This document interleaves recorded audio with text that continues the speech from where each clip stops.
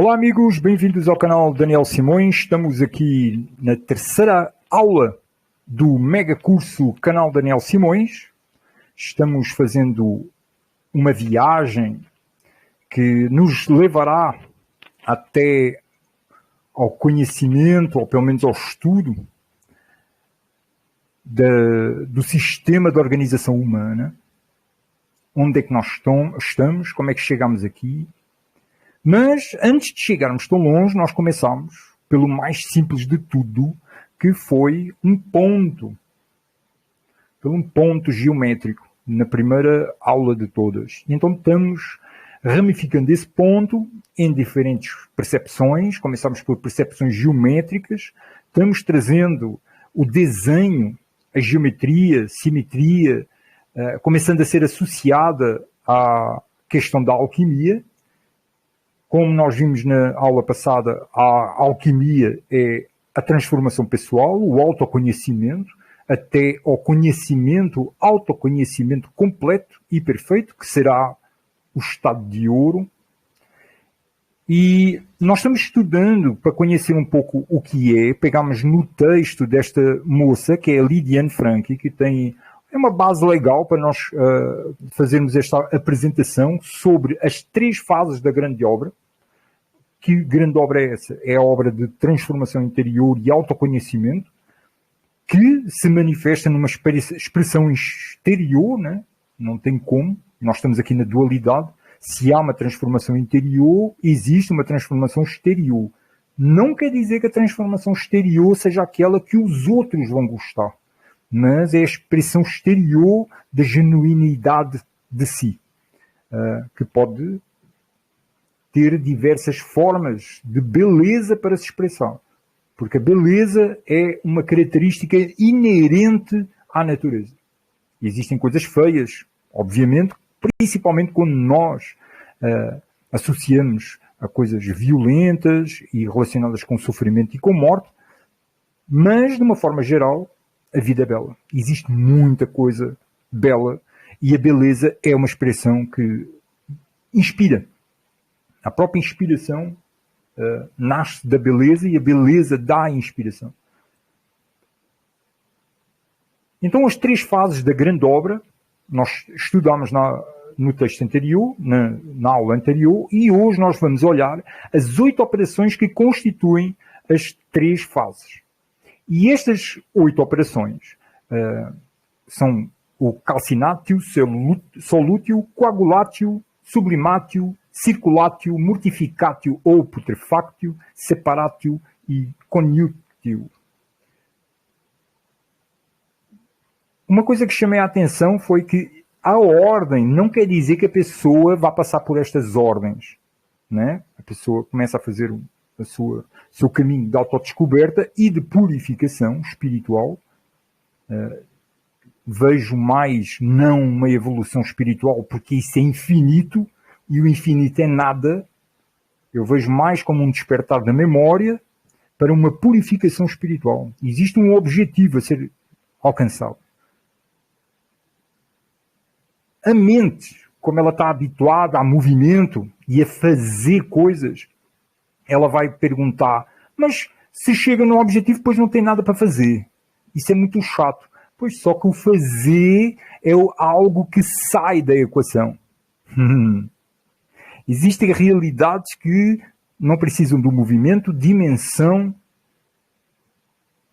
Como é que será? Algo assim. A mente não consegue imaginar. Mas se nós estamos aqui falando sobre essas coisas, essas realidades, então não quer dizer que o processo de autoconhecimento ele passe por esta ordem. Ele pode saltar alguns passos, pode até trocar alguns passos. Tudo vai depender da experiência de cada um. A espiritualidade é algo bem elástico. Não existem regras solidificadas. Ainda a mente humana não consegue compreender como é que funcionam essas regras. Se realmente existem regras, existem, porque nós vemos uma ordem no caos. Mas a mente humana não consegue computar todos os dados para compreender porque é que uma situação acontece como acontece. E para cada pessoa, cada ser, cada ego, existe um caminho próprio de si mesmo nesse caminho de auto-encontro, autodescoberta, de purificação espiritual, de despertar da memória. E é o que a alquimia ousa fazer. São pessoas que têm certo tipo de experiências interiores, de autocontemplação, de estudo da mente e do espírito, essencialmente, também de estudo das suas próprias energias e frequências, porque o corpo, o ego, é constituído dessa energia e frequência, enquanto a consciência, a natureza de si, ela é constituída por algo que a mente percebe como som e luz, mas é um som ultra mundano. É um som que não tem vibração, é um som que não é ondulatório, é um som espiritual da consciência. Assim como a luz verdadeira da consciência, ela não é uma luz ondulatória, com frequência, com vibração, não é. Um outro tipo de luz, uma outra natureza. E é quando nós conseguimos perceber a real existência desse centro em si, que começamos a compreender a possibilidade de realidades que não incluem fatores como o movimento, como a dimensão, como a forma. A nossa mente explode nisso assim, né? Porque a nossa mente, ela funciona e apercebe a realidade à base do movimento e da forma. Logo, a mente, como assim? Não tem movimento, não tem forma, não tem fazer, não tem dimensão. Pum, explodiu, não consegue chegar lá. Então, para nós conseguirmos trazer alguma inspiração sobre isso, existem alguns mecanismos que nós temos vindo a estudar nestes estudos que temos vindo a fazer ao longo deste tempo, como por exemplo esse que foi publicado agora recentemente, o Estudo de Si. Trago um pouco disso, que está na playlist, Estudo de Si. Também o estudo que está na playlist Ponto de Consciência. E nós compreendemos que existem certos fazeres, existem certas coisas que podem ser feitas com a mente, que se chamam de técnicas de meditação ou de concentração, que podem nos auxiliar a perceber um pouquinho, a nos aproximar um pouquinho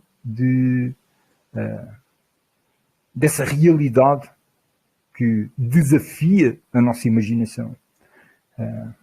Então vamos saltar aqui tudo o que nós já lemos na outra aula e vamos chegar aqui para entender, já passei, para entender eu não coloquei número em todos, não coloquei não, espera aí, 6, que é para a gente não se perder aqui, 7, 8, e tá, né? Isso. Então, para cima, aqui.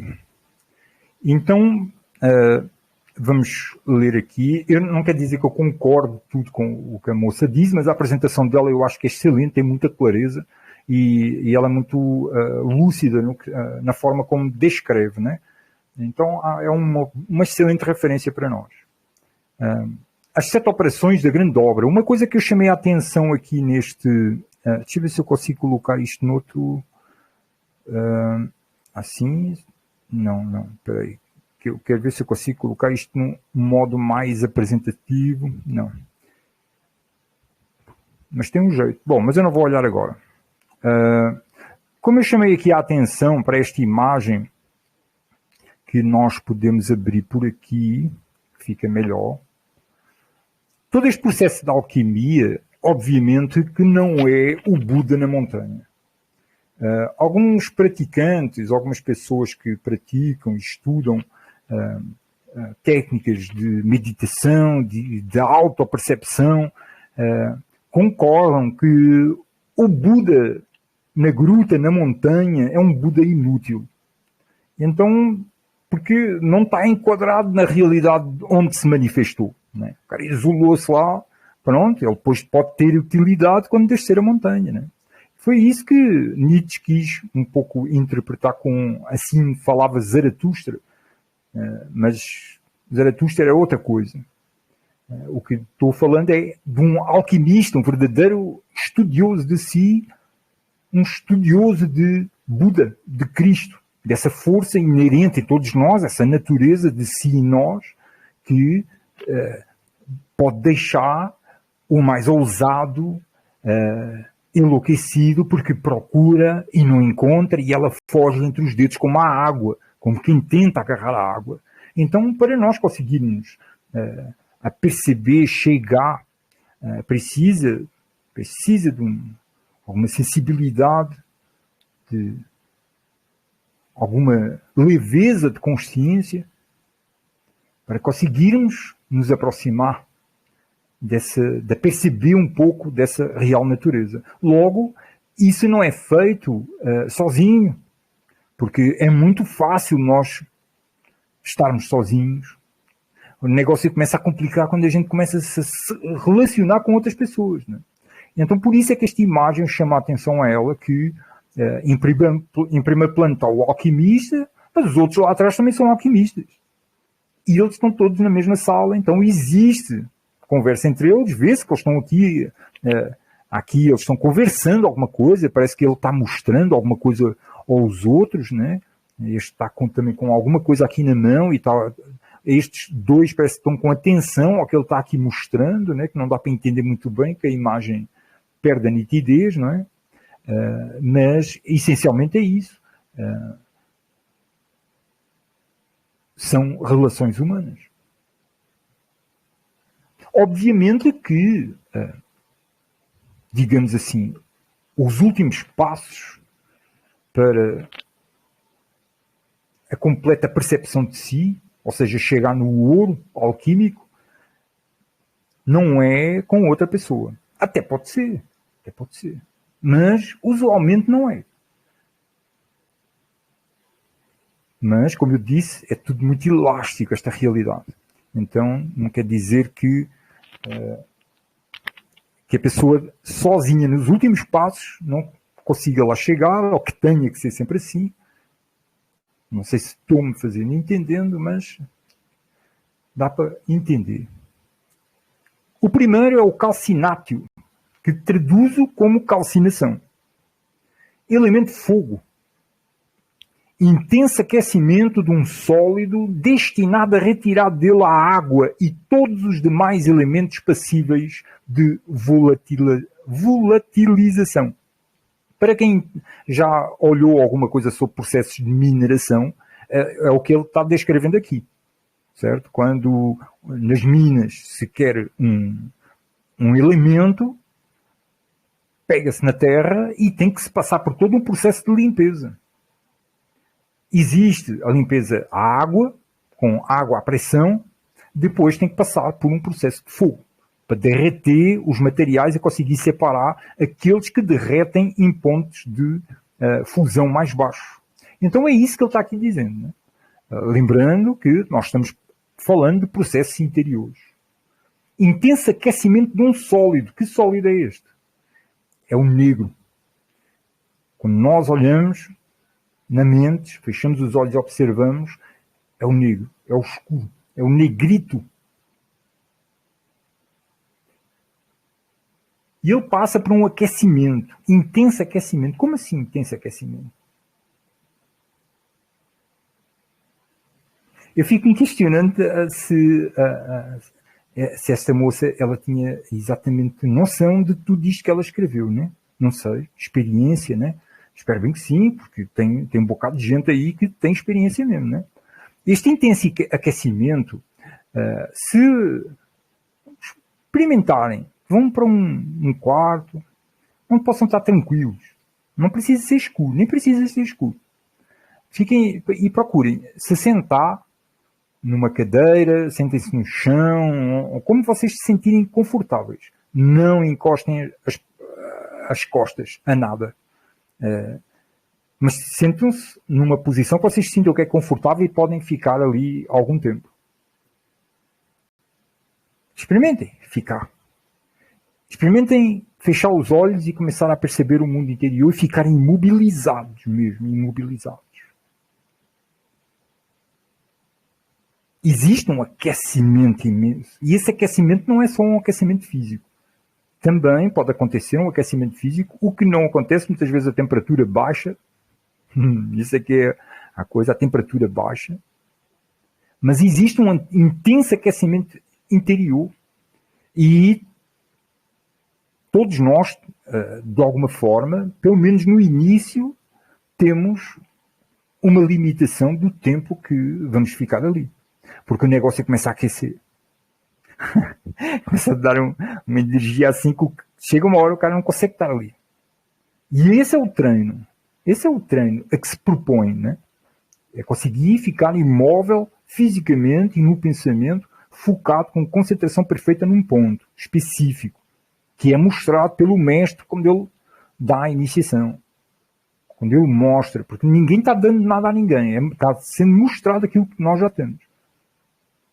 E quanto mais nós focamos a atenção nesse ponto, mais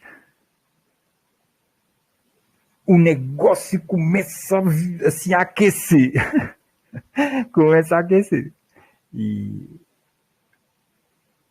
a mente, quando ela não está bem domada, ela é tipo... Vocês já viram assim um cachorro preso numa trela, uma trela, né? Aqui no Brasil acho que se chama trela. E ele não quer estar preso, como é que fica? Bom, é assim.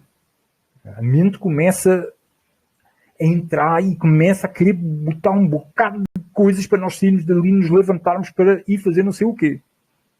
Porque a mente, essencialmente, é fazer. Logo, nós estamos a querer que ela fique parada. Ela e o corpo, né? Então, a mente não vai aceitar isso com facilidade, não.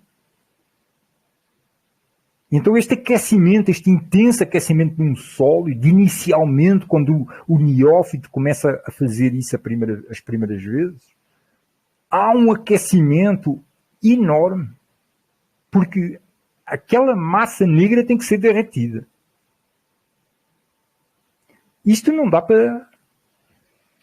Isto tudo que eu estou falando não está dizendo o que é, porque nós só vamos conseguir saber o que é experimentando. Então, olha, eu estou vendo aqui que já são 20h20 e eu ainda não saí nem da primeira linha, né? Estou assim na segunda linha, né? Vamos em frente. O fogo da calcinátio é um fogo purgador, purificador, embranquecedor. O que é sacrificado pela combustão torna-se sagrado. Entendeu os símbolos que estão aqui do que é que está sendo referido? Esse fogo, esse aquecimento que nós precisamos aguentar, que é tipo um cabo da tormenta que é preciso passar, ele é um fogo purificador. E aquilo que está sendo ali levado a esse fogo, depois passa a ser sagrado. Como assim?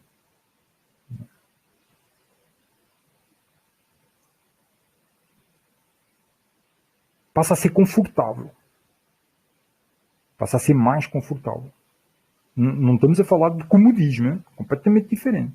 Passa a ser mais confortável. Porque quando inicialmente nós nos observamos e começamos a nos auto-perceber, o negócio não é fácil, não. Conseguir ficar ali só conosco mesmos. Então, algo torna-se sagrado. É o quê? O que somos. Do modo geral, quando enfrentamos a realidade da vida, ela nos propicia um grande número de ocasiões para a calcinátio de desejos frustrados. E é na mente que a gente, ao contemplar a mente, nós vamos ver isso tudo que andamos a fazer na vida, né? E quais são os caminhos assim mais... Porquê que a pessoa faz certo tipo de coisas? Porquê que a pessoa tem certo tipo de vícios? Porque existe alguma coisa na mente que está funcionando ali naquele mecanismo que a leva naquela direção. Resta um pó fino e seco depois de passar por esse calor todo. A calcinátio atua sobre a matéria negra, o nigredo, tornando-a branca, que representa a albedo, ou fase de embraquecimento. 2. Solútil. Vou baixar aqui um pouco mais o 3 para nós não ficarmos vendo. E aqui o 2 para não ficarmos vendo o 1. Solútil. Elemento água. Soluto transforma um sólido num líquido. O sólido parece desaparecer no solvente como se tivesse sido engolido. Para o alquimista, a soluto significava com frequência o retorno da matéria diferenciada ao seu estado indiferenciado original, isto é, a matéria-prima. Porque esse nigredo, digamos assim, eu chamo de nigredo, ela chama como aqui? Nigredo, exatamente.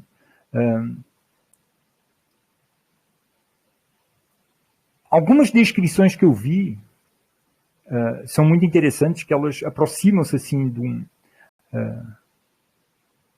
elas dizem que o nigredo é uma massa negra, imóvel, dura, estagnada, mental, não é? E esse negro, de alguma forma, começa a movimentar-se. Eu descrevi isso, não foi? Descrevi, acho que foi na aula passada, né? A não ser que tenha sido em algum ponto em privado, né? Mas não, acho que foi na aula passada. O nigredo começa-se a movimentar, não sabe como ele começa-se a movimentar. É um movimento que não tem ainda nuances de luz, ainda não tem, mas ele começa a movimentar, aquela massa começa a girar. E desse movimento é que começa a luz a surgir.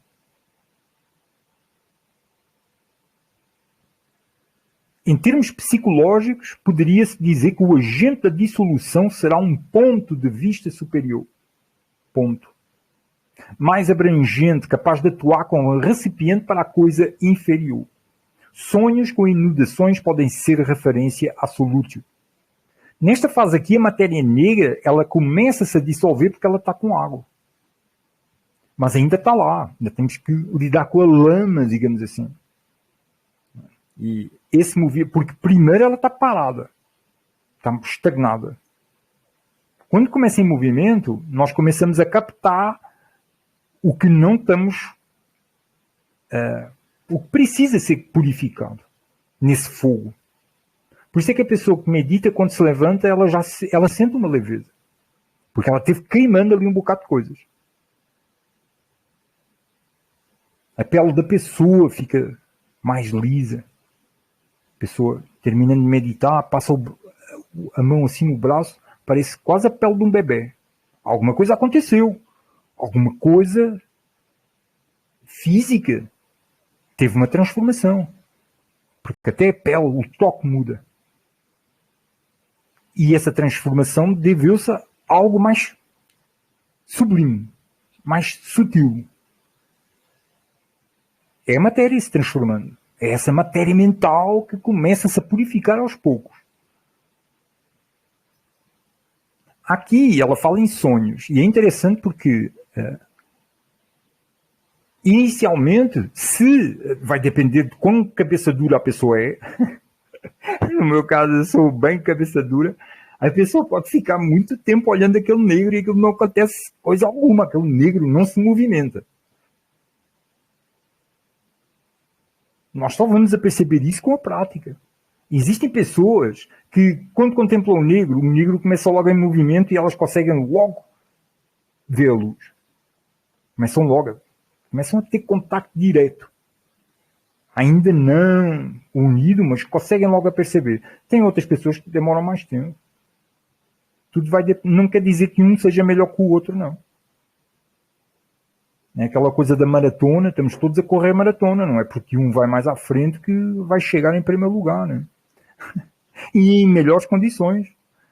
Porque ainda tem isso, é a condição em que a pessoa chega, né? Mas nesse caso aqui, como é para chegar no ouro, todos vão chegar bem, né?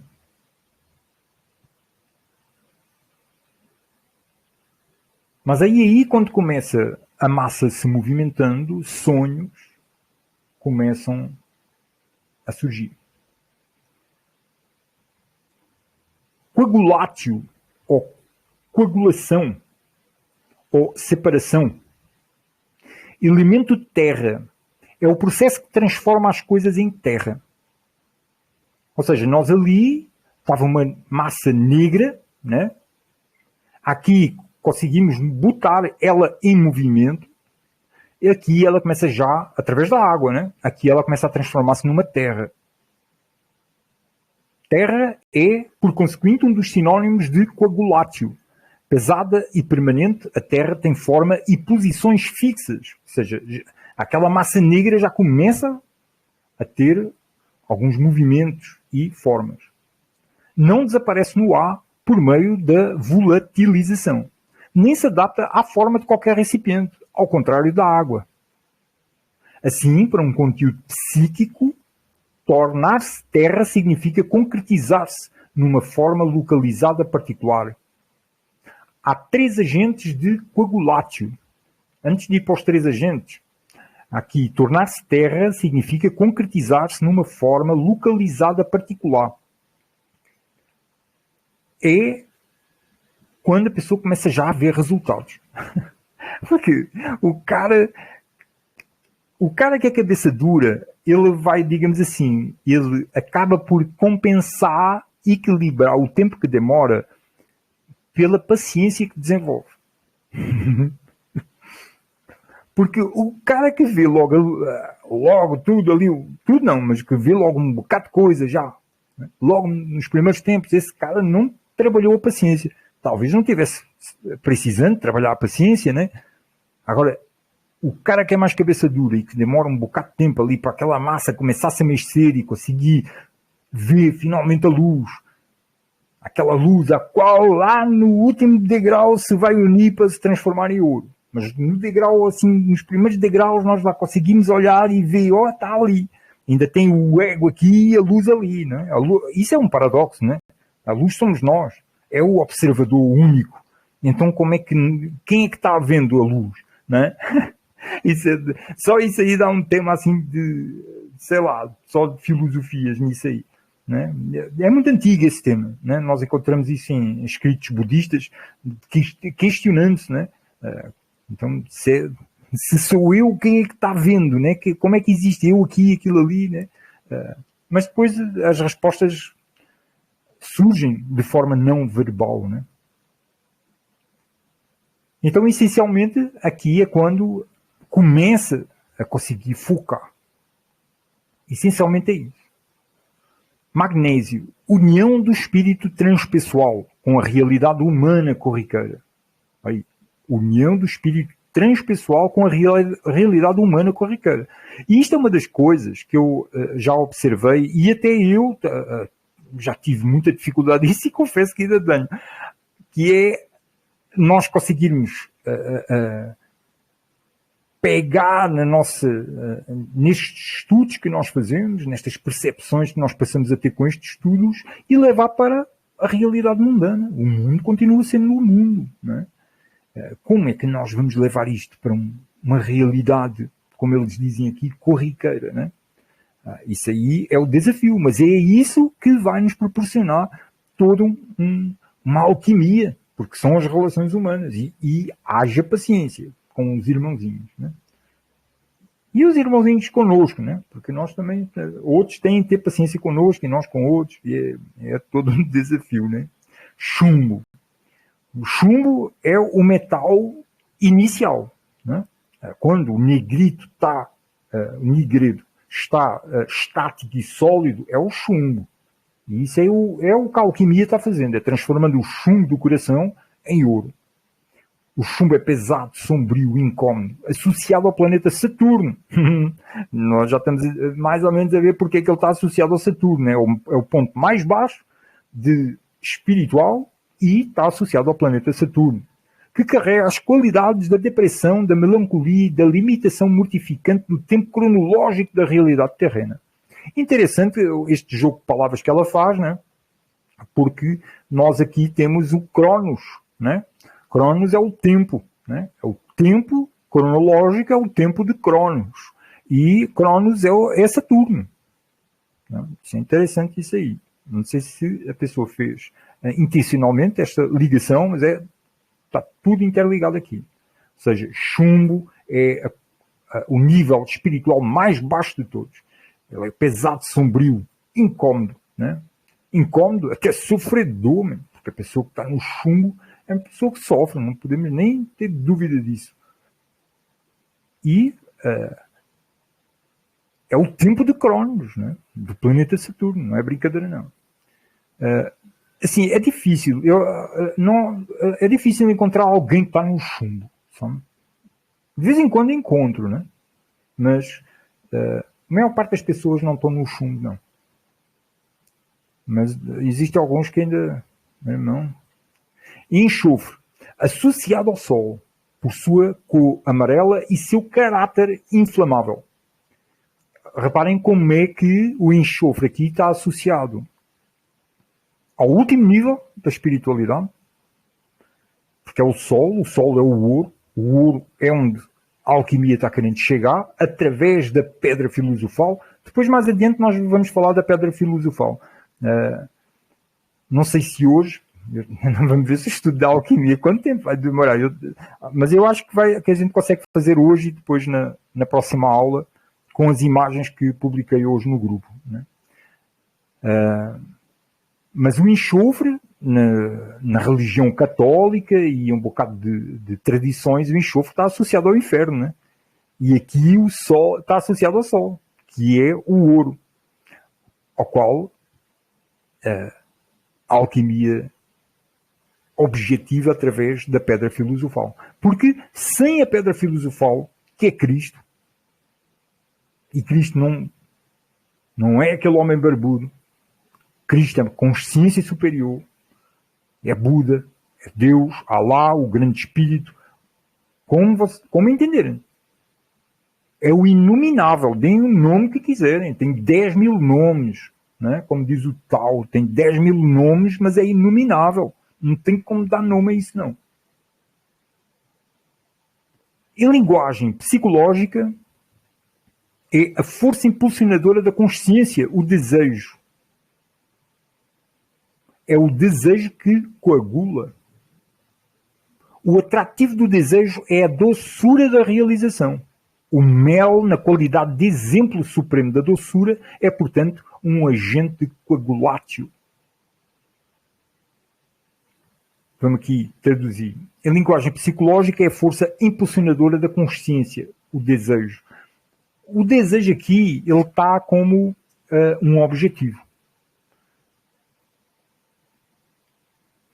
A consciência, se for a consciência única, ou seja, está em todo lugar, ela não tem um ponto de observação para observar esta realidade de forma e dimensão.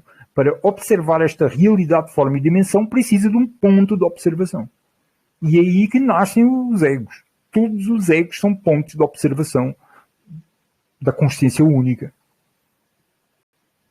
Se a real essência de o que somos é a consciência única está experimentando e observando a realidade em cada um de nós.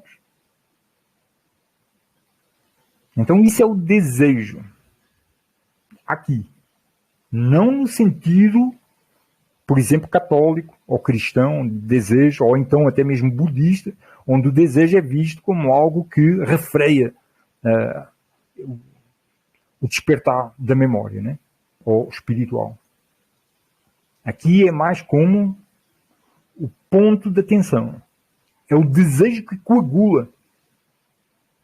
O atrativo do desejo é a doçura da realização. Ou seja, eu até iria mais além da realização. Ou colocaria a realização com R grande. É a doçura da percepção. Porque antes de realizar, a percebe. A consciência, quando está numa coordenada específica do observador e experimentador da realidade, ela a percebe. Depois é que realiza quando entra em movimento e faz. O mel, na qualidade de exemplo de suprema da doçura, é, portanto, um agente de coagulátil.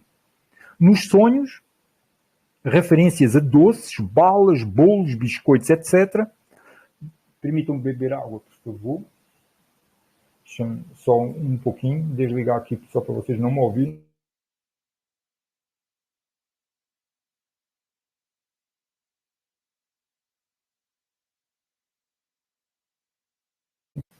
Grato.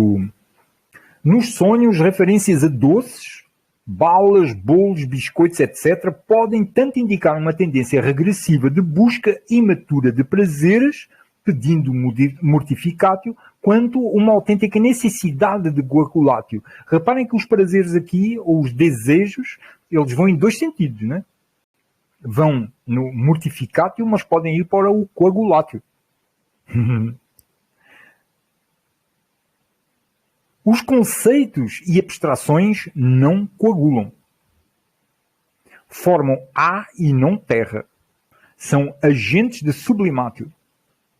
As imagens dos sonhos coagulam. Elas vinculam o mundo terreno com o mundo psíquico por meio de imagens análogas ou proporcionais e por isso coagulam o material que vem da psique. Como nós estamos querendo transcender para um outro nível, para chegar na luz perfeita, existem algumas coisas que precisam ser mortificadas e algumas coaguladas. E aí passamos à sublimação, que é o sublimatio, com as coisas coaguladas.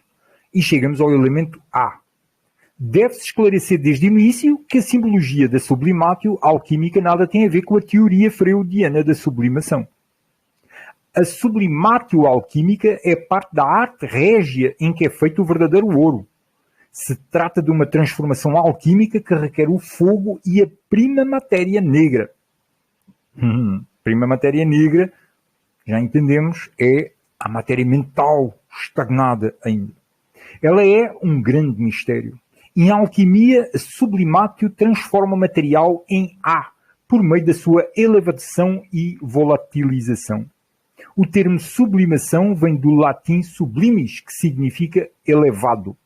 Reparem que aqui está-se a falar de A, certo? Está-se a falar de elevação, volatilização. Está-se a falar novamente aqui de elevado. O caminho que nós estamos indo, através da sublimatio, é a transcendência da matéria.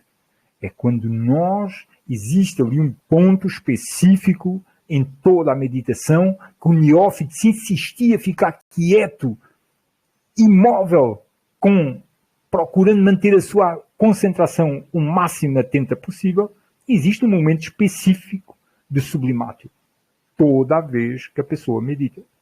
Onde existe a transformação em A, existe a transcendência da matéria.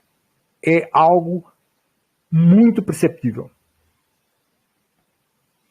Isso indica que o aspecto essencial, a sublimatio, é um processo de elevação por intermédio do qual uma substância inferior se traduz numa forma superior mediante um movimento ascendente. A Terra se transforma em A. Um corpo físico se volatiliza. Aquilo que é inferior torna-se algo superior. E é aí que conseguimos transcender a matéria, o corpo. Através da perfeita imobilidade do corpo e da mente. Nos sonhos, todas as imagens referentes a movimento para cima, escadas, degraus, elevadores, alpinismo, montanhas, voar e assim por diante, podem estar associados à simbologia da sublimatio, bem como a imagem da torre que dá a visão panorâmica não disponível no solo. Reparem que nós estamos ficando um ponto mais elevado, um ponto mais alto. Estamos começando a transcender a matéria e estamos começando a conseguir ver níveis mais altos. Em termos psicológicos, isto pode apontar para uma forma de lidar com um problema concreto. Ficamos acima dele quando o vemos objetivamente. Isto em termos psicológicos. Abstraímos um sentido geral dele e o vemos como um exemplo particular de uma questão mais ampla. Quando nós percebemos que tudo é um teatro, começamos a perceber cada vez mais a ilusão. Não quer dizer que a pessoa não sofra, não se preocupe com alguma coisa, que não chore, não ri, mas a pessoa está vivenciando tudo a perceber do teatro. Quanto mais alto nos elevamos, tanto maior e mais ampla a nossa perspectiva. Porém, ao mesmo tempo, tanto mais distantes ficamos da vida terrena e tanto menor nossa capacidade de agir sobre aquilo que percebemos.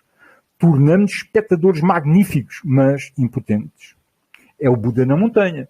Isto no sentido de quem está ali sentado meditando. Ela torna-se impotente perante a coisa da Terra. Aquilo que nós começamos a perceber e a compreender sobre a natureza de si, como é que ele vai levar isso para o mundo? E se relacionar com o mundo? Não tem como. Nós passamos a entender que somos espectadores disto tudo. Ao mesmo tempo, criadores. Até onde nós não sabemos ainda. Depende. Se você já for um Buda, você já sabe. Eu ainda não sei. A sublimátil, bom, Buda somos todos, né? Mas se já alcançou esse nível de consciência aí, sabe melhor do que eu o que é que está sendo falado. Eu ainda não consigo entender bem isso aí, não. A sublimátil pode também ser compreendida como uma destilação, uma purificação. Quando são misturados num estado de contaminação inconsciente, a matéria e o espírito devem ser purificados pela superação. Neste caso aqui, a superação é aguentar ficar quieto. Isto em termos de meditação. Aguentar ficar ali. E a mente vai começar, vou ter que ir ali no supermercado depois. Depois não, tu está aqui sentado, hein? Tu está aqui sentado, né? Está aqui sentado, e a mente, não, depois, mais tarde vou precisar, agora é uma fome, o que é que eu tenho para almoçar? Deixa eu ver, blá blá blá eterno, é um blá blá blá eterno, não para, não quer ficar parado. Então a superação é nós conseguirmos desenvolver a capacidade de concentração perfeita e de mobilidade, até chegar à imobilidade da mente. É aí que o ego cessa. Quanto mais nos aproximamos, mais alto subimos. A capacidade de estar acima das coisas e de ver a si mesmo com objetividade é a habilidade de dissociar. A capacidade natural de dissociação da psique pode ser tanto uma fonte de consciência como a causa de perturbações psíquicas. Pessoas que entram em amnésia em relação a um assunto ou uma coisa qualquer que aconteceu, ou inventam uma outra história, não admitem para si a fonte de um trauma qualquer que viveram, não é? Aí passa a ser já uma questão de problema psíquico. Mas, quando nós começamos a conseguir ficar acima das coisas que estamos vivendo, dentro de uma consciência o mais equilibrada possível, isso dá-nos uma certa vantagem para quem está envolvido e identificado com o personagem. Porque a partir do momento que eu descubro que o Daniel não existe, que o Daniel, eu não sou os pensamentos, eu não sou os sentimentos, eu não sou o corpo, eu não sou o Daniel, isto que está aqui, que vai contabilizar 50 anos, não tem nada do que tinha há 20 anos atrás. Isso, então, o que é o Daniel? Não existe pensamento, um sentimento, um corpo, nada que identifique o Daniel, que possa cristalizar e dizer, olha, está aqui, isto aqui é o Daniel. Não tem.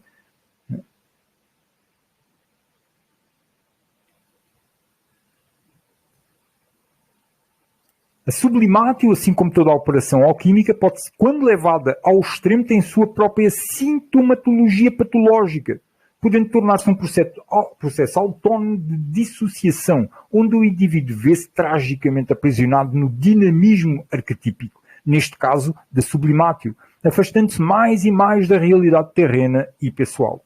Isto é quando a pessoa começa a perder um pouco a noção, né? Tem algumas pessoas, por exemplo, que começam meditando, aí acham que estão virando santos, começam a vestir umas roupas meio estranhas, começam a ter um comportamento meio estranho, a falar. Normalmente são os jovens, mas não só, né? Que começam. São muitas mensagens, muitos arquétipos na cabeça, muitos. É suposto ser assim, se a pessoa medita, ela é suposta ser assim, né? Aquela pessoa com aquela voz tranquila, não pode ser um cara que fala assim, mas não pode não, porque isso aí já começa a trazer arquétipos. Então existem personagens, coisas que podem prender a pessoa nessa observação. Quando nós começamos a ter a capacidade de observar de fora, começamos a entender essa ilusão dos personagens. E começamos a ter noção que podemos mudar o nosso personagem. Só que o negócio é que às vezes nós ficamos agarrados demais à mudança que fazemos, baseado em arquétipos e sinais e símbolos que estão na nossa cabeça, né? E como é que nós vamos integrar isso dentro da realidade pessoal? Né? A pessoa precisa trabalhar, precisa comer, ganhar dinheiro, e principalmente aqui na sociedade ocidental. Como é que ela vai fazer isso? Né? Então, talvez Buda, se viesse agora à Terra, talvez ele usasse a internet, né? Talvez, não sei, né? A sublimátil extrema é compensada pela imagem da coagulátil. Falámos aqui da sublimátil inferior. As imagens de subida, altura e de voo quase sempre indicam a necessidade de uma descida à realidade terrena. Estar preso no céu pode ser desastroso. A subida e a descida são igualmente necessárias. Como afirma um dito alquímico, sublima o corpo e coagula o espírito. Solve e coagula. O movimento ascendente eterniza. O movimento descendente humaniza, personaliza. Então é aquela coisa popular que é ter a cabeça no céu e os pés na terra. E o que é solve e coagula? Em latim a expressão se refere a um princípio alquímico, que quer dizer desmontar e unir. Sabemos que a alquimia traz como principal finalidade a transformação do chumbo em ouro. Aqui eu vou fazer um parênteses, que eu estava a passar aqui uma coisa na mente, que eu estou pensando, cara, quem é que vai ficar a ouvir um vídeo até aqui? Um vídeo deste, né? Não é para todos. Por isso é que estes vídeos estão tendo poucas visualizações. Mas é bom. Eu não estou dizendo que isso que não é bom, não. Eu acho que é muito interessante. Porque, por exemplo, estes vídeos estão tendo 300 e tal, 400 visualizações. É um auditório interessante. Né? 400 pessoas que assistem isto, que já estão conseguindo ouvir isto aqui. É muito interessante. Esse é o... Continuando, fechando os parênteses e continuando. Esse é o objetivo popularmente conhecido, mas a alquimia trata de todo o processo de transmutação, seja ele no reino mineral, ou metálico, vegetal ou animal. Ela visa a elevação de um estado mais grosseiro para um mais sutil. Solve e coagula é o princípio básico das transformações alquímicas, inclusive da alquímica interior. No da matéria, utiliza-se o fogo exterior para os processos de transmutação. Quando a transmutação é do próprio operador, usa-se o fogo interior. Essa diferenciação é importante para mostrar que o solve e coagula está presente tanto na alquimia da matéria grosseira quanto da alma grosseira. E nós todos estamos passando por esse processo de alquimia, todos nós. E eu, assim, é uma visão pessoal. Eu vejo que a pessoa, chegando a um determinado nível, ela já não consegue descer daquele nível de consciência. A pessoa até pode voltar a errar, pode voltar a fazer um bocado de coisa, mas o nível de consciência dela, ela já começa a olhar para aquilo que ela está fazendo de outro jeito. Aí a consciência só vai subindo, só vai ampliando. O despertar espiritual só vai crescendo cada vez mais. A pessoa tem que continuar a fazer certo tipo de coisas. O negócio pode ser pesado para a pessoa, porque ela já está vendo e já está fazendo, vendo o que está fazendo. Não é? Aí começa a ser outro nível da situação. Então, a alma grosseira, de um jeito ou do outro, ela vai deixar de ser grosseira. Ela começa a afinar, porque ela quer insistir no erro, só que cada vez que ela vai lá, a chapada que leva é cada vez maior, né? O tabef, não sei como é que diz aqui no Brasil, acho que chapada também diz, né? Cada vez é maior. Até que o cara diz, não, espera aí, é melhor então parar de fazer, porque isto cada vez a porrada é maior, né? O processo é o mesmo no laboratório interior e exterior. Por isso, a alquimia deve ser analisada relacionando o chumbo com a alma profana, com a ignorância, e o ouro com tudo o que é sagrado, com a alma pura. De uma certa forma, todos nós acabamos de ter partes de chumbo no coração. Se nós examinarmos bem, não é? Agora, encontrar uma pessoa onde a maioria é chumbo ali, isso aí já é mais difícil. Assim, até mesmo assim, só se for um cara psicopata, um cara muito violento mesmo, assim, ou uma pessoa muito bruta de pensamento, né? Assim, ignorante mesmo. Porque é muito difícil, como eu disse atrás, é muito difícil encontrar alguém chungo mesmo, né? Todos nós estamos neste processo de alquimia. Solve e coagula são duas fases do processo alquímico, em que solve refere-se basicamente a dissolver. É importante compreender que entre solve e coagula existe a purificação. Solver ou dissolver compreende a primeira fase do processo e nele o alquimista separa a matéria em três partes, ou substância, que são mercúrio, enxofre e sal. O mercúrio é o espírito, o enxofre é a força vital e o sal o corpo físico. Cada uma dessas partes é submetida à purificação, ou seja, à elevação de suas vibrações. Em outras palavras, podemos dizer que solve remete a desmontar, a desconstruir todos os preconceitos, maus costumes, vícios e tudo mais que nos fazemos e nos deixa densos. Uma vez que ocorre a purificação, é feita a reunião das três partes, já livres de tudo o que é grosseiro. Aqui é interessante nós olharmos isto aqui, tudo o que nos deixa densos. Isto aqui é muito elástico também, porque o que pode ser denso para uma pessoa pode não ser denso para outra. Também depende do nível de consciência que a pessoa está tendo, da densidade que ela está fazendo. Então existem aqui muitos fatores, que é aquilo que eu falei no início, que a mente, são dados demais, a mente não consegue computar isso tudo, para entender porque é que algumas coisas acontecem do jeito que acontecem. Esse é o coagula, a segunda fase do processo alquímico, quando as partes se unem novamente para formar um só corpo, mas em estado superior. Se lá atrás nós já conseguimos transcender a matéria, então, quando volta a descer, há uma união entre o corpo e aquilo que ascendeu. Filosoficamente, é quando juntamos tudo o que é bom para nós, tudo aquilo que contribui para a nossa elevação. Juntamos tudo. Se o neófito ficou algum tempo numa boa concentração, alguma coisa boa ele traz consigo. E quando desce ao corpo, há uma união. Refere-se à construção dos nossos conhecimentos a partir dos vestígios de sabedoria que restaram do processo de desmonte, ou seja, do solve. Interessante aqui isso aqui. Porque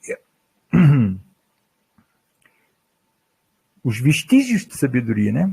Porque a pessoa ficar 2, 3 horas ali sentada a meditar, bem quietinha, concentrada, não pensem que a pessoa, quando abre os olhos, vai lembrar tudo, não.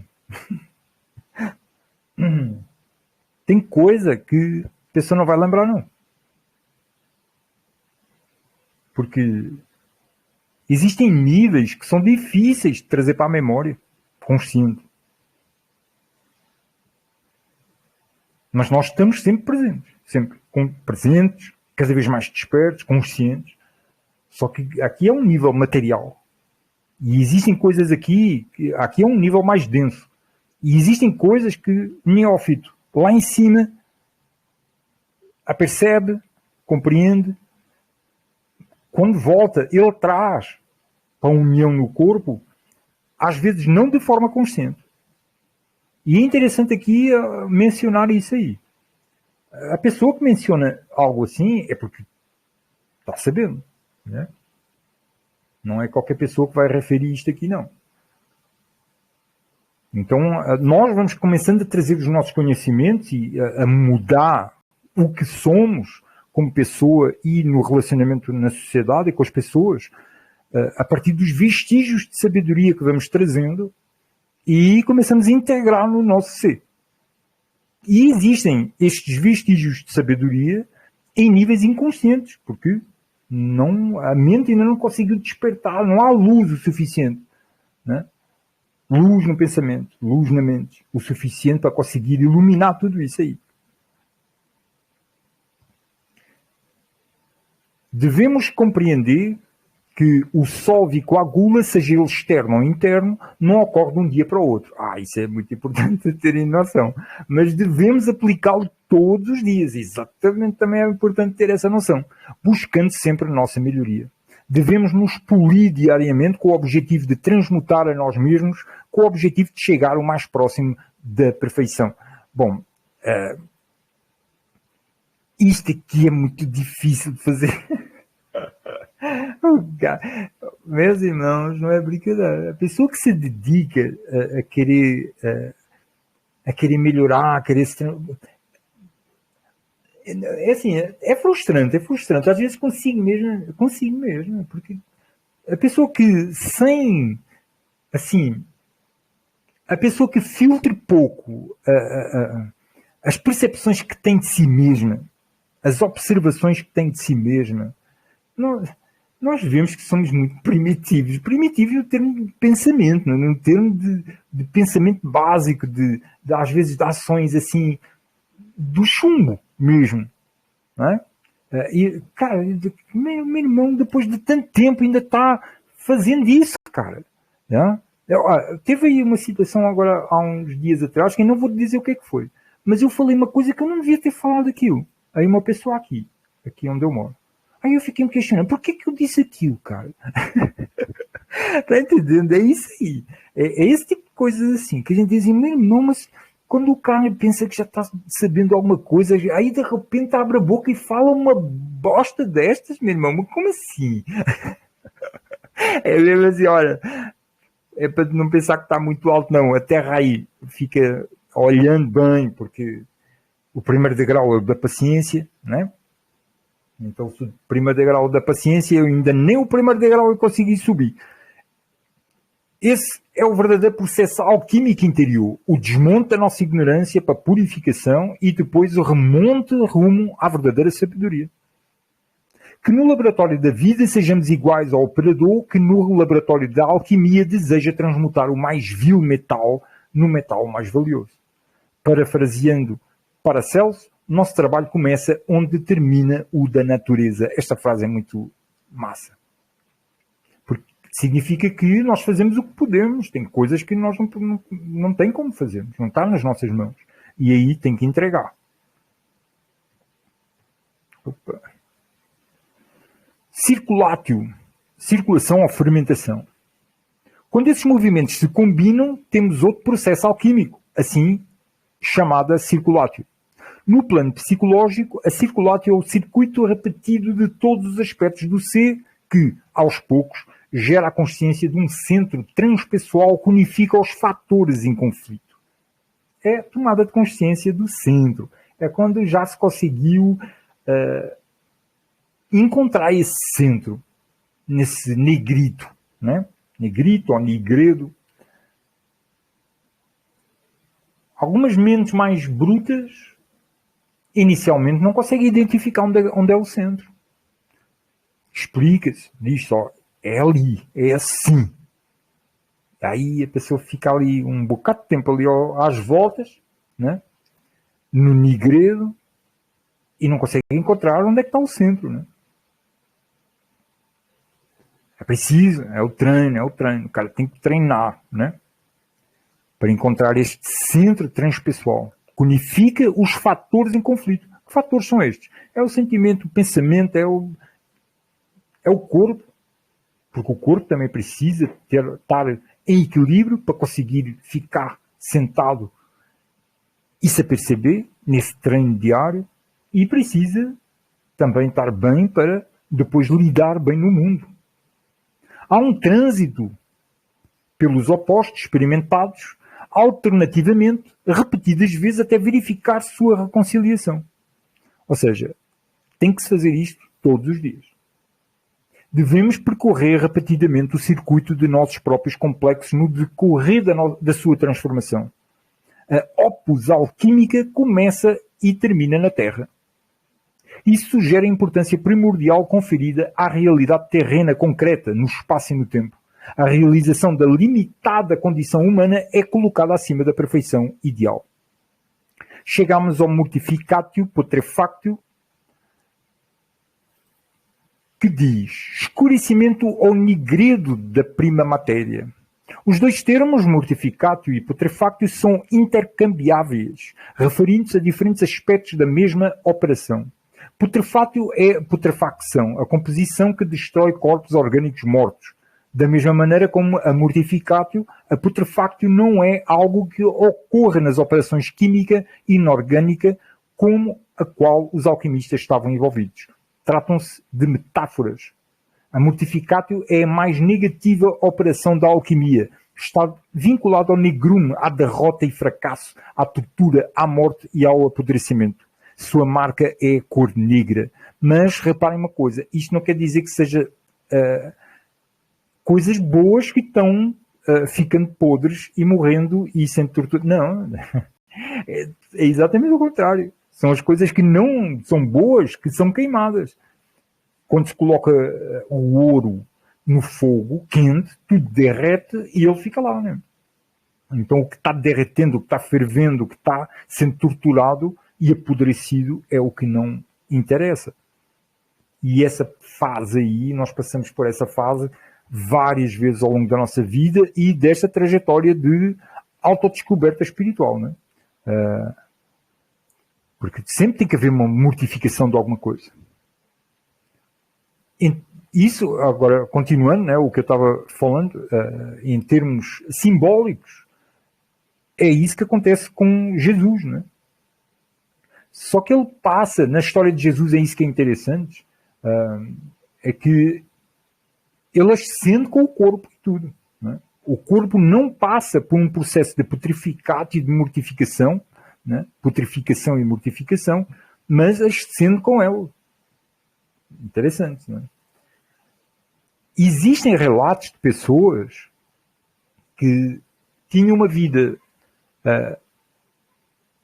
um pensamento tão limpo que os corpos não entram em decomposição, não é? Mas está ali o corpo morto. Logo, aconteceu uma mortificação e uma putrefacção. Reparem bem o nível, não é? Que nós estamos aqui entendendo deste negócio que é a vida.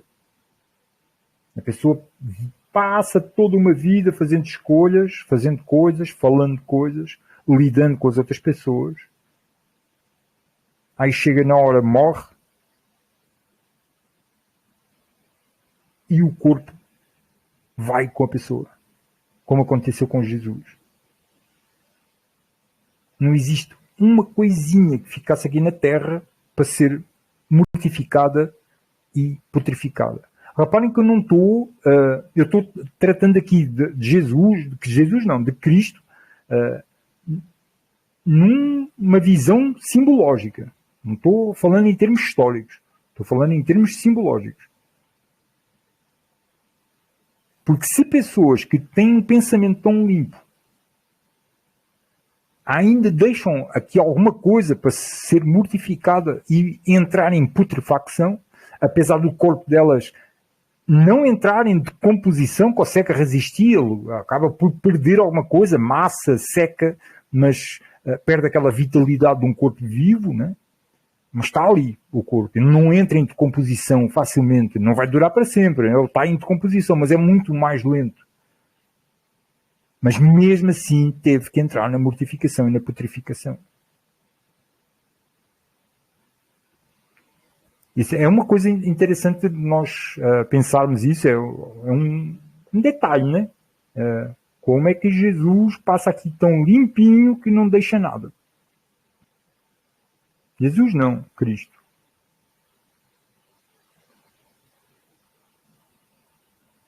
Isso é um estudo para a vida toda. Só esse pontinho aí é um estudo para a vida toda. Em termos psicológicos, o negrume refere-se à sombra e às consequências positivas advindas do facto de se ter consciência da própria sombra. A nível arquetípico, é ter consciência do mal per se. A negrura é o começo da brancura, diz o dito alquímico, mas desnecessário dizer que raramente alguém opta por ter essa experiência. Ela costuma ser imposta pela vida. Em sonhos, fezes, excrementos, vasos sanitários sujos e maus odores referem-se a putrefactio. Imagens de decapitação ou separação entre a cabeça e o corpo também pertencem à simbologia da putrefactio mortificatio.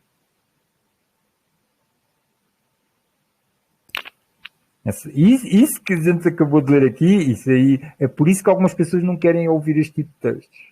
Porque não querem passar pela mortificação de algumas coisas. E aí, essas coisas que entram em mortificação e putrefacção têm que ser deixadas para trás, não é? São vícios mentais, vícios emocionais, vícios físicos. Precisam ser deixados para trás. Então precisa haver uma coagulação, uma filtração, uma separação. Existem vários nomes. Acho que até na geologia e na química acho que se chama decatação, qualquer coisa assim também. Separação, diferenciação dos elementos da prima matéria. Considerava-se a prima matéria um composto, uma confusa mistura de componentes indiferenciados e opostos entre si, composto esse que requeria um processo de separação. Ou seja, a própria matéria negra, a matéria-prima, é aquela negra que está ali. Uma mistura composta passa por uma discriminação de duas partes componentes. Produz-se a ordem a partir da confusão, num processo análogo ao do nascimento do cosmos a partir do caos dos mitos de criação. Ou seja, a partir da confusão mental que você vai encontrar, a maior parte das pessoas, antes de começarem a fazer um trabalho alquímico, vivem uma confusão mental. É a partir daí que surge o equilíbrio. A ordem. Precisa dar uma ordem na casa. Precisa arrumar a casa. Vai ter que começar algum dia. Não é? E estamos todos nesse processo. Uns mais do que outros. Uns querem arrumar a casa. Aí se não querem arrumar a casa, tem algumas forças externas na vida que dão assim um empurrãozinho, um aperto, para dizer, tem que limpar a casa. Um aspecto importante do processo da separatio é a separação entre sujeito e objeto, entre o eu e o não eu. Em sonhos, espadas, facas, lâminas bem afiadas de todos os tipos e objetos cortantes podem pertencer à simbologia da separatio. Imagens de medição, contagem, o ato de pesar e a consciência quantitativa em geral também pertencem à operação do separatio. Porque é preciso botar tudo na balança, né?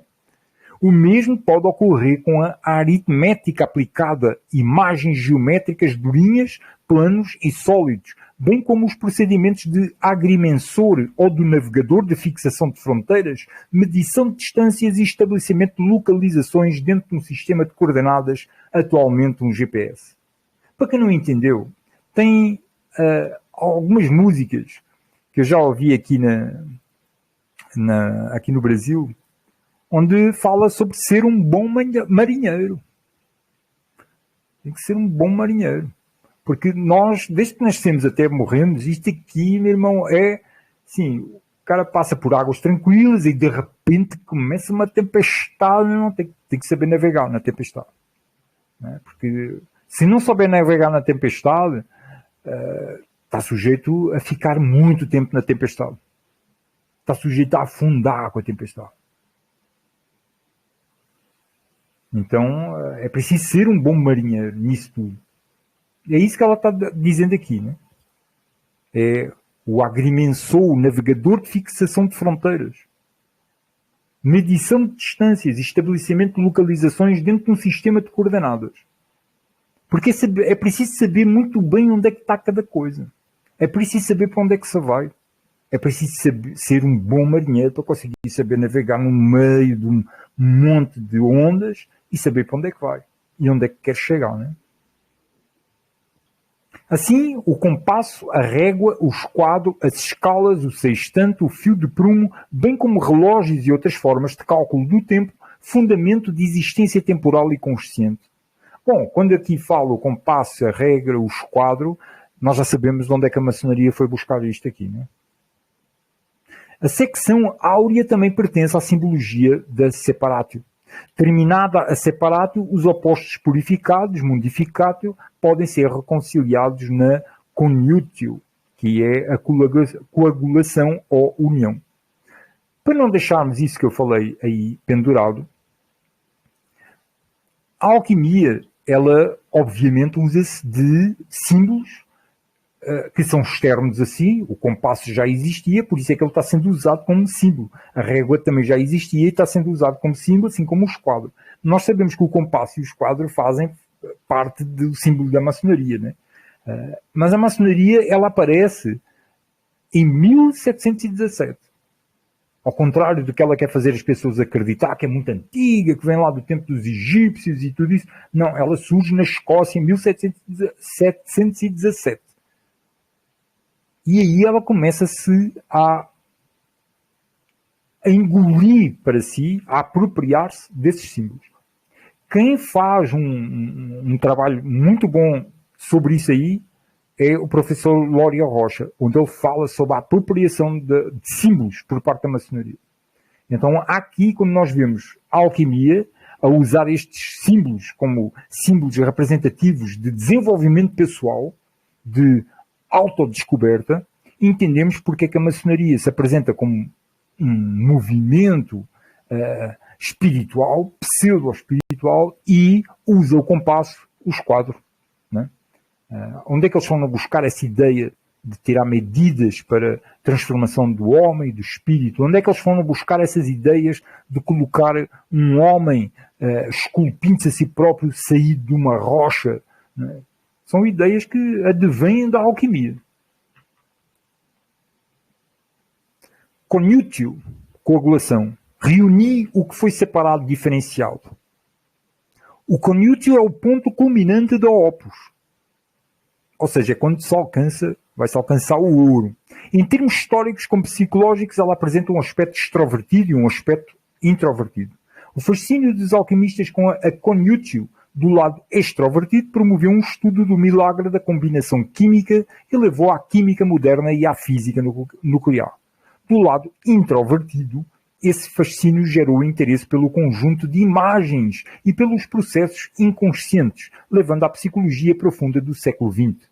Ao que tudo indica, os alquimistas tiveram a oportunidade de testemunhar em seus laboratórios muitos exemplos de combinação química e física, na qual duas substâncias se unem para criar uma terceira substância com propriedades distintas. Essas experiências fornecem imagens para a fantasia alquímica. Quando se tenta compreender o rico e complexo simbolismo da conjunktio, é aconselhável distinguir entre duas fases, uma conjunktio inferior e uma superior. A conjunktio inferior é uma união, uma fusão de substâncias que ainda não se encontram completamente separadas ou discriminadas. É sempre seguida pela morte ou mortificatio.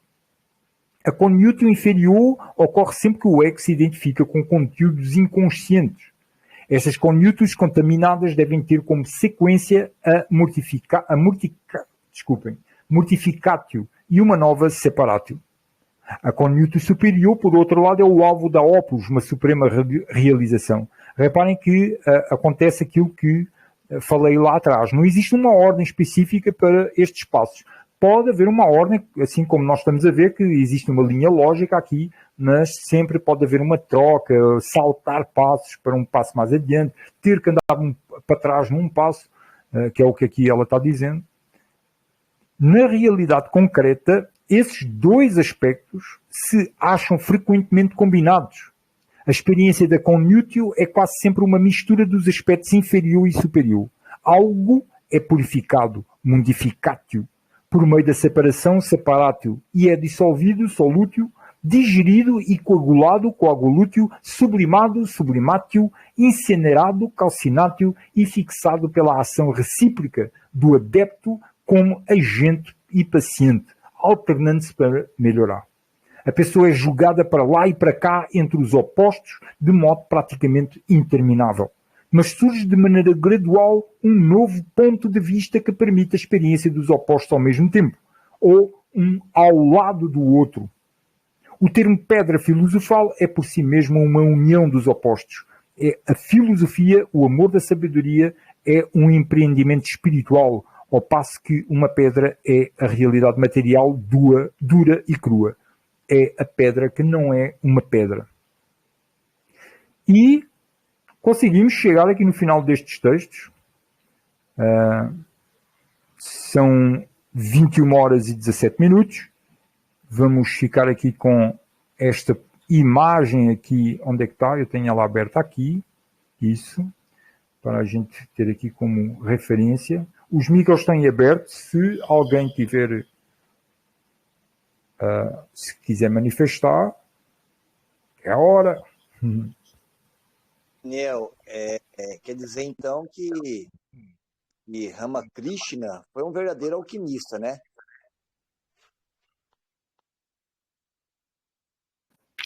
Isso. Todos os praticantes espirituais são alquimistas.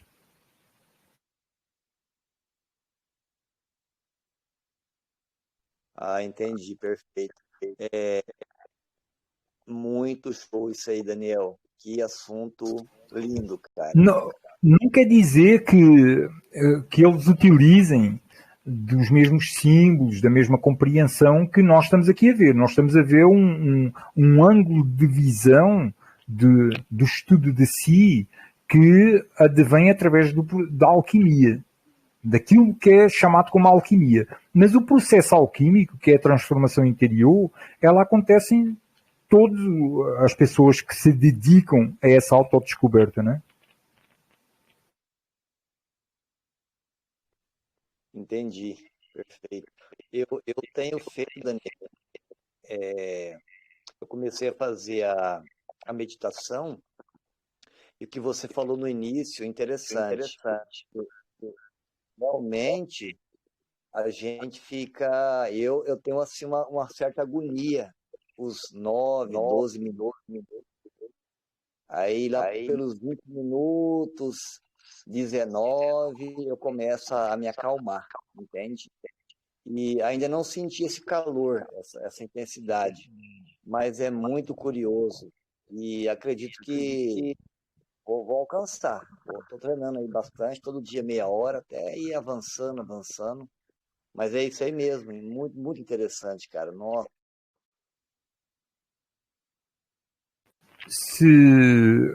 Quanto mais vegetais comer, mais leve vai ficando. Uma pessoa que tenha uma alimentação vegetariana ou essencialmente vegetariana, ela demora pouco tempo a passar esse processo de inquietação. Pode demorar 5 minutos, 10, no máximo. Uma pessoa, por exemplo, que come carne, ela pode demorar 45 minutos, 50 minutos nessa inquietação assim. Mas, mesmo assim, a pessoa que come carne chega lá. Só que vai ter que queimar esse negócio todo, né?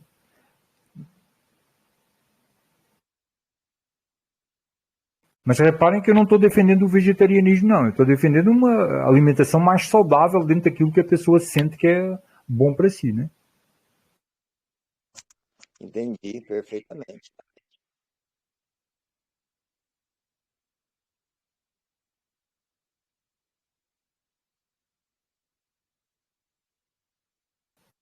Meus amigos, é a oportunidade aí de poder espremer mais o limão.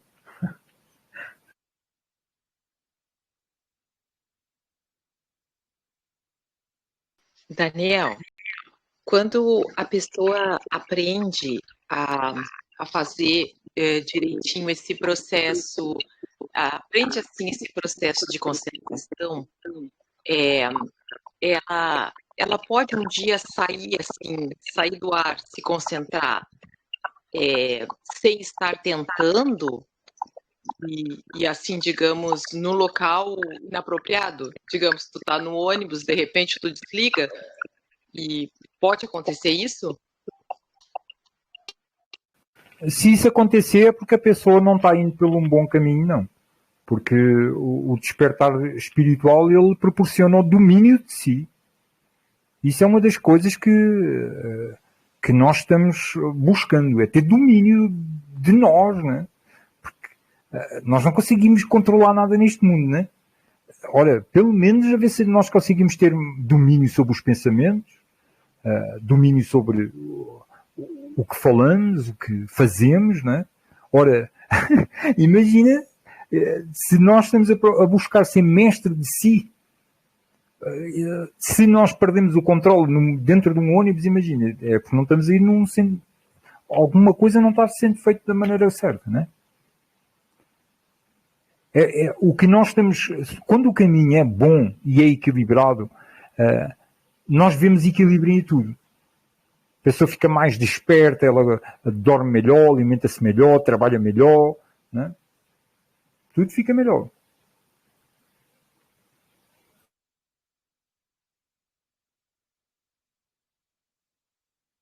E uma coisa, o Márcio está dizendo que está meditando, mas eu dou luzes assim bem boas lá naquela playlist do Ponto de Consciência, mas eu não ensino a meditar virtualmente, né? Por exemplo, o João da Taí esteve aqui, eu ensinei ele, e foi interessante. Assim, estava ele e outra pessoa, e a outra pessoa teve assim umas experiências assim interessantes, logo na primeira vez.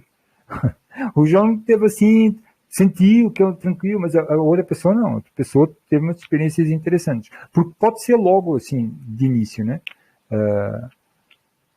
Mas ensinar pela virtualidade eu já experimentei uma vez, ou duas vezes eu experimentei fazer isso e eu compreendi que não está certo. Eu já fui fazer para experimentar porque eu já desconfiava que isso não ia dar muito certo, não. Mas comprovei, né? Virtual não dá certo. Tem que ser presencial mesmo. Por isso é que eu chamo muita atenção para as pessoas. Olha, cuidado com essas meditações que são ensinadas em vídeos. Essas meditações e essas coisas que são ensinadas aí pela virtualidade, está sujeito a pessoa ir no ônibus e de repente desliga e não sabe porquê, né? Daniel, você já falou com certeza.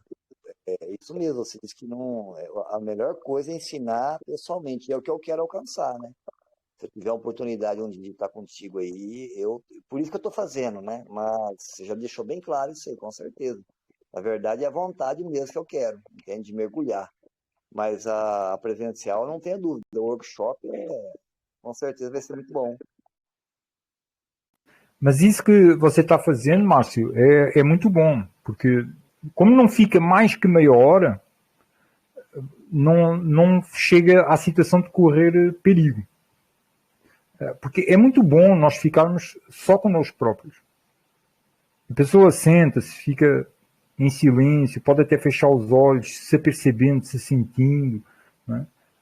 Se observando. Isso é muito positivo. Agora, não é bom fazer isso muito tempo. Principalmente não tendo a técnica certa. Existe, dentro das técnicas que eu aprendi, existe uma técnica de meditação de meia hora. Aí, mas é com a técnica, né? E só pode ficar meia hora. Porque a partir dali não é garantido guarnição na pessoa, não. Porque a pessoa não aprendeu o método todo. Não recebeu, digamos assim, a iniciação toda. Ela só é apresentada, é feita uma apresentação. Onde ela pode fazer a contemplação da luz interior. E mesmo assim, só é sugerido não ficar mais de meia hora por dia. Porque se a pessoa ficar mais de meia hora, ela já começa a ficar por conta própria. Até a meia hora é-lhe garantida uma guarnição. Porque o mundo espiritual é muito mais perigoso do que as pessoas imaginam. Tem pessoas, por exemplo, que vão procurar fazer viagens astrais. Isso é perigosíssimo. Porque no mundo astral é um tal... assim, não vou nem dar nome, mas é um tal chumbo, vamos dizer assim, né? Está ali. Aí a pessoa vai ali fazer o quê? Né? Então, quando nós aprendemos a focar no centro, é como se nós estivéssemos indo direto ao lugar onde é para ir. Não precisamos estar a fazer atalhos, entrando por atalhos que está sujeito a pessoa até sair com problemas psicológicos dali. Né? Então, é preciso ter muita atenção com isso. Muito cuidado mesmo. Não é brincadeira. Não é brincadeira este tipo de ciência. Ciência é conhecimento. É o que significa a palavra. E isto não é brincadeira nenhuma. Tem que se ter muita atenção. O experimentalismo espiritual pode ser extremamente perigoso, né? Mas a pessoa ficar consigo mesma, se perceber, se sentir, respirar um pouquinho, é muito bom. É excelente, excelente. Fazer uma oração mental, ou até mesmo com a voz. Isso são momentos extremamente valiosos. Perfeito, Daniel. Eu tenho feito isso aí. Eu tô consciente, cara. Consciente do corpo, sabe? Consciente. Estou presente ali. Mas eu não passo disso aí, não. É 20 minutos, 25 e já paro já. Entendeu? Muito obrigado, meu brother. Show de bola.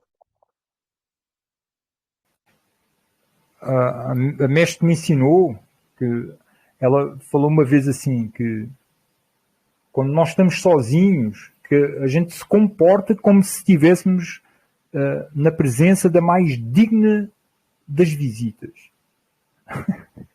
E aquilo ficou assim na minha mente. Como é que é? Pois é. Pessoa sozinha que esteja, se comporte como se estivesse na mais ilustre das visitas. Porquê que eu estou dizendo isso? Porque verdadeiramente nós estamos.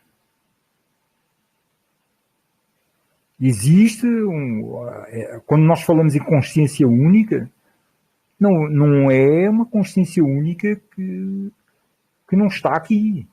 Está em todo lugar. É Cristo, é Buda, é uma consciência superior que pode se manifestar num ego muito mais purificado do que qualquer um de nós. E somos nós. Isso é um paradoxo, não é? De repente, os egos andam meio perdidos e a consciência manifesta-se ali, como já se manifestou algumas vezes. Por isso é que este conhecimento circula na Terra, porque se a consciência não se manifestasse aqui, isto estava nas trevas completas, né? Porque nós não iríamos, seria muito difícil conseguirmos chegar neste nível de entendimento sozinhos. Então, quando nós estamos sozinhos, nós não estamos sozinhos, nós estamos na presença. Há presença. Somos nós, está em nós, mas também está em todo lugar. Né? Então, eu pessoalmente eu não coloco a figura divina como a maior parte das religiões coloca, mas a presença da suprema sabedoria é indubitável, inegável para mim.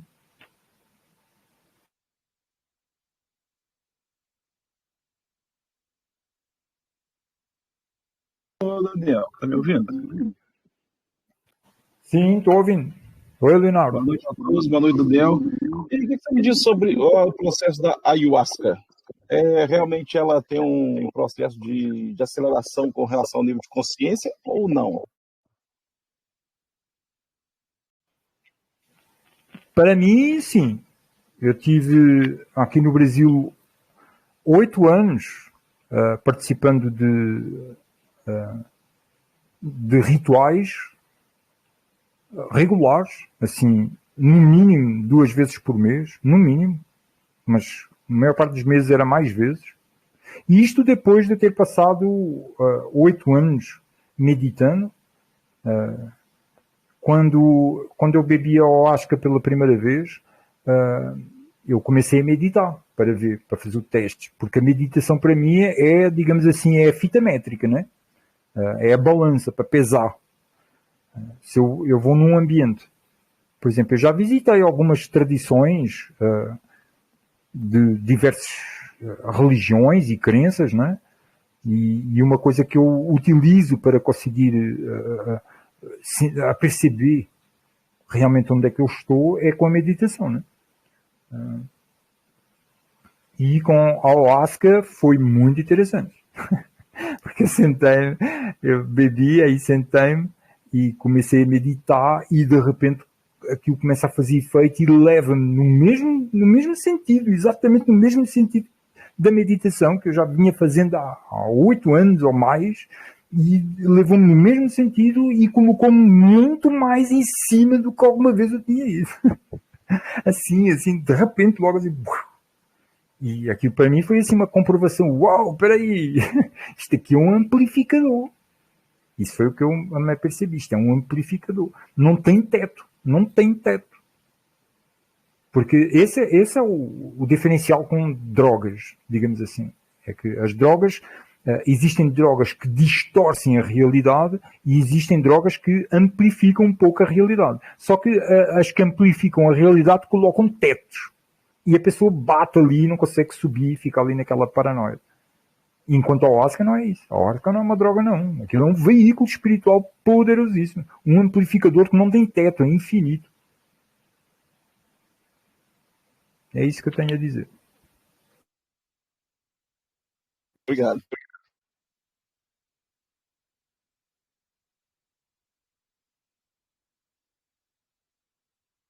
Oi, Daniel, boa noite. Oi, Rafael, boa noite.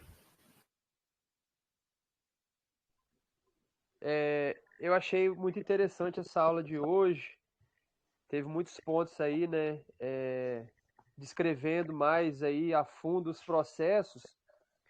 E teve uma parte que eu fiquei bastante curioso sobre aquela parte que fala, se eu não me engano, é o separatio, estava no item 6, falava sobre cabeça decapitada ou alguma coisa assim.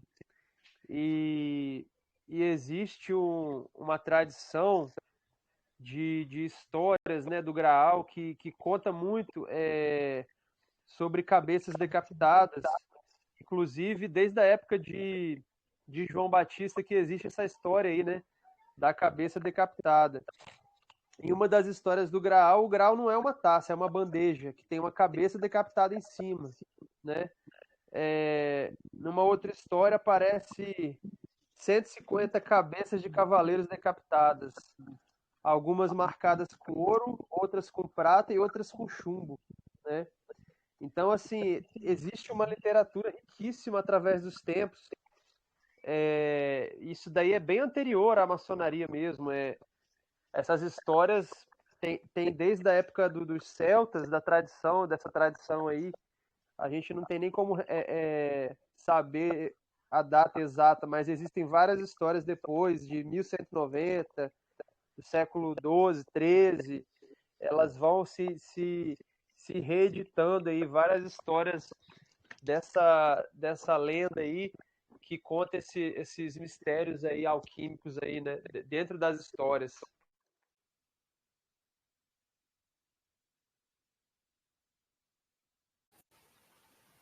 E aqui a decapitação ela aparece como é o rejeitar.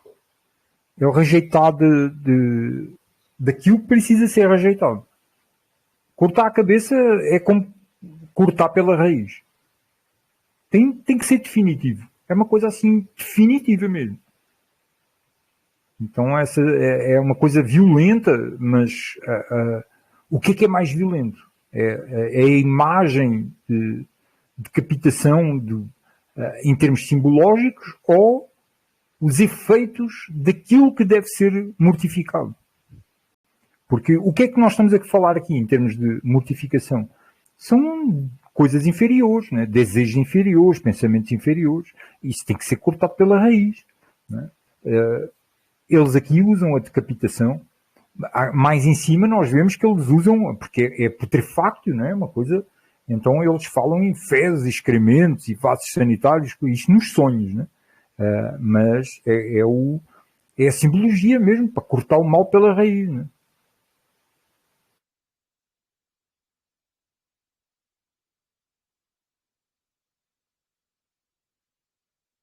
Bom, meus amigos, e como eu não quero deixar estes vídeos muito longos, nós já estamos com 1h e 36 minutos. Eu agradeço imenso a vossa presença e paciência também. E agradeço a vossa participação. As vossas participações fizeram ainda enriquecer ainda mais aqui toda esta apresentação. E na quinta-feira vamos continuar com as imagens que eu divulguei hoje no grupo do livro que eu não me lembro agora o nome dele, que eu não tenho aqui, que é Tito, o nome dele é meio estranho, Titus, não sei o quê, que é Alquimia. E espero que seja a última aula, na quinta-feira, sobre a alquimia, né? Que é para depois avançarmos no tema. Então, meus amigos, agradecendo a todos, desejando a todos muita saúde, beba água e muita luz para todos.